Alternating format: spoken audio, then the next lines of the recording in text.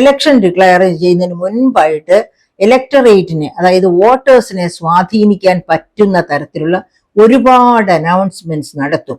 അപ്പൊ അതിനെതിരായിട്ട് ഇപ്പൊ ഉദാഹരണത്തിന് ബീഹാറില് ഓരോ സ്ത്രീക്കും 10,000 രൂപ വീതം പ്രധാനമന്ത്രി കൊടുക്കുന്നതാകുന്നു. അങ്ങനെ പ്രധാനമന്ത്രിയുടെ അനൗൺസ്മെന്റ് ഉണ്ടായി.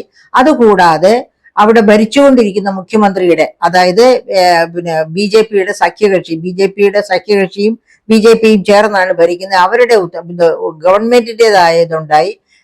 പൊതുവെ, അതായത് സ്ത്രീകൾക്കും പുരുഷന്മാർക്കും എല്ലാവർക്കും ചേർന്ന് ഇത്ര കോടി രൂപ ചെലവഴിക്കും എന്ന് പറഞ്ഞുള്ള പ്രഖ്യാപനങ്ങളും ഉണ്ടായി.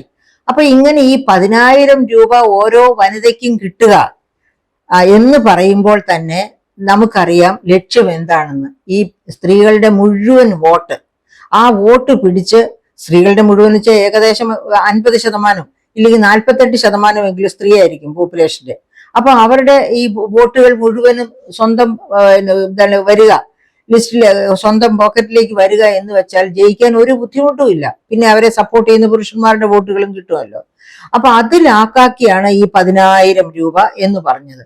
അപ്പൊ കേന്ദ്ര ഗവൺമെന്റിന് നിരവധി സോഴ്സിൽ റവന്യൂ ഉണ്ട്. സംസ്ഥാനങ്ങൾക്ക് കൊടുക്കേണ്ടത് കൊടുക്കാതെ ഇരുന്നും ഒക്കെ അവർക്ക് റവന്യൂ ഇഷ്ടം പോലെ ഉണ്ട്. അപ്പൊ സംസ്ഥാന ഗവൺമെന്റിന് അത്ര കണ്ട് റവന്യൂ ഇല്ല. ഫിസിക്കൽ ക്രൈസിസ് ആണ്, കരഞ്ഞുകൊണ്ടിരിക്കുകയാണ്. അങ്ങനെ ഇരിക്കുകയാണ് 1,000 രൂപ വീതം 35 വയസ്സ് മുതൽ 60 വയസ്സ് വരെയുള്ള സ്ത്രീകൾക്ക് കൊടുക്കും എന്ന് പറഞ്ഞിരിക്കുന്നത്.